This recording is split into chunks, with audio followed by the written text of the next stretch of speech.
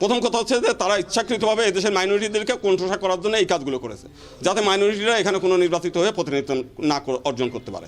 এটা ইচ্ছাকৃতভাবে করা এবং মাইনরিটিদের নেগলেক্ট করা। আমি দেখছি যে এখানে জিলানি বস এইরকম একটা আইডি আছে, সেই আইডির মধ্য দিয়ে ইচ্ছাকৃতভাবে সে পুরনো একটা ভিডিও দিয়ে গোবিন্দ প্রামাণিকের 2 গালে জুতা মারো তালে তালে, এটা আরপিওর বিধান মতে স্পষ্ট নিষেধ আছে এবং তার বিরুদ্ধে শাস্তিমূলক ব্যবস্থা গ্রহণ করবে। আমরা ডিসি সাহেবের দৃষ্টি আকর্ষণ করছি, উনি বলছেন ব্যবস্থা নেবে, মানে উনি আমাদেরকে কেমনে বিদায় করবে সেই তালে আছে। বৈষম্য বিরোধী আন্দোলনের ফসল ছিল আজকের নির্বাচন, কিন্তু আমি এইখানে এসে দেখলাম যে যত প্রকার বৈষম্য তার চাইতে আরও বেশি বৈষম্য তৈরি হয়ে গেল। আমার যে 10% যে 10 জন ভোটারের যে এই যাচাই করবে, সেই যাচাই যে করবে তার আগের দিন রাতে ওইখানে যায় প্রত্যেকের এই 10 জনের তালিকা কীভাবে পেলো তারা গিয়ে আগের দিন রাতে যায় ওখানে হুমকি দিয়ে আসছে যে বলবে যে আমি স্বাক্ষর করেছি তার খবর আছে এবং এই দেশ ছাড়া করে দেবো। ঠিক এই অবস্থা করার পরে এবং 2 জন সাংবাদিক এখানকার, একজন হচ্ছে মিজান হাসনাত, আরেকজন মনিরুজ্জামান, হ্যাঁ, এই 2 জন নিজেভাবে ভিডিও তৈরি করে সেই তাদেরকে সাক্ষাৎকার নিয়ে সেইগুলো বিভিন্ন জায়গাতে আপনারা সাক্ষাৎকার নিয়ে গেলাম আপনাদের এইগুলো প্রচার এবং সব জায়গায় প্রচার করে দিয়েছে। আমি গতকাল থেকেই আমরা জানি, গত পরশুদিন থেকে আমরা জানি যে আমাদের মনোনয়নপত্র বাতিল হবে। কারণ বাতিল হবে এই কারণেই যে ওনার তো এখানে কোনো প্রতিদ্বন্দ্বী নেই, একমাত্র প্রতিদ্বন্দ্বী আমি, যে কারণে আমাকে যেভাবে অন্যায়ভাবে এই আপনার নির্বাচন কমিশনের লোকজন সহায়তা এই কারণে, কারণ এটা একটা গোপন জিনিস। আপনি আরপিওর বিধান মতে এই ভোটটা হবে গোপন এবং এটা কেউ জানবে না।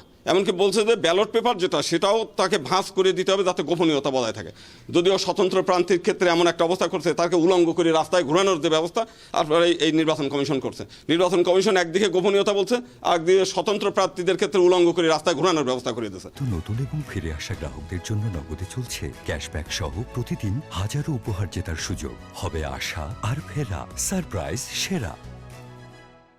তা আজকে আমার যে বিষয়টা করছে সেটা ওইখানে আগের দিন রাতে প্রত্যেকের হুমকি দিয়ে আসছে, হুমকি দেওয়ার পরের দিন তারা সবাই বলছেন আমরা তখন এই দেশে কেউ সবাই থাকতে চায়, এইখানে তো একটা ভয়ের রাজত্ব চলছে। আপনি জানেন যে এই নির্বাচন কমিশন এসে একজন প্রার্থী একটা মনোনয়নপত্র কিনেছে, কেনার পরে এখান থেকে বের হওয়ার কেনার আগেই সে গ্রেপ্তার হয়ে গেছে, তার বিরুদ্ধে কোনো মামলা নেই। অথচ যাদের বিরুদ্ধে মামলা আছে, আপনি বাগেরহাটে 2 জায়গায় মামলা আছে, তারা যেই বিএনপিতে যোগদান করছে তাদের মনোনয়ন বৈধ করে দিয়েছে। তাদের মামলা থাকার পরেও, তারা আওয়ামী লীগের কর্মী থাকার পরেও, তাদের বিরুদ্ধে মামলা থাকার পরেও তাদের কেউ করে নাই। তো সেই কারণে আজকে এটা একটা বৈষম্য, এই বৈষম্য করে তারা ইচ্ছাকৃতভাবে আমার এটা বাতিল করাইছে।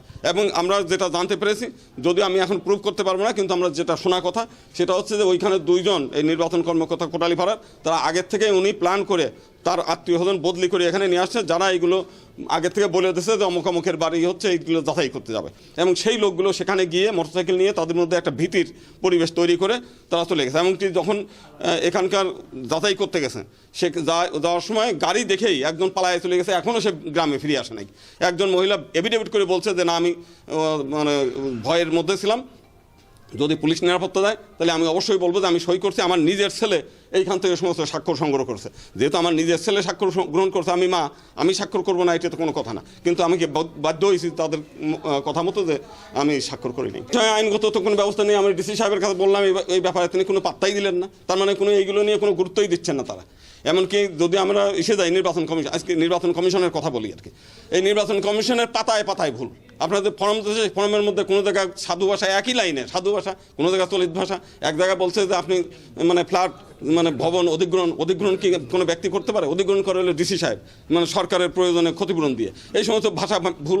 আবার আরপিওর বিধান মতে বলছে যে এটার ভাষা হবে ইংলিশ, এটার বাংলা থাকবে। আর যদি বাংলা এবং ইংলিশের মধ্যে যদি কোনো বিরোধ হয় তাহলে ইংলিশ গ্রহণযোগ্য হবে। তাহলে এখানে সংবিধান সে অবমাননা করতেছে, যেটা সংবিধান মানে না। তারপরে বাংলা ভাষা, যারা রাষ্ট্রভাষা বাংলা চাই বলে আমরা শহীদ মিনারে যাই, সে ভাষা শহীদদের প্রতি অবমাননা করতেছে। এরপরে 1927 সালে বাংলা ভাষা প্রচলন আইন একটা আছে যে সব ক্ষেত্রে বাংলা ব্যবহার করতে হবে, আরপিওরা তা করে নাই। অর্থাৎ এই নির্বাচন কমিশনের যা যা বিধান এবং আরপিওর, সে আরপিওর পাতায় পাতায় হলো ভুল এবং আইন বিরোধী কাজ এবং বেআইনি কাজগুলো রয়ে গেছে। তো ওনারা নিজেরাই যেহেতু বেআইনি, তো সেহেতু আরেকজন লোকের আইনগত সমস্যা, এই সমস্যার ত্রুটি বিস্তৃতি বাড়ি করার মতো ওনার কোনো এখতিয়ারই নাই।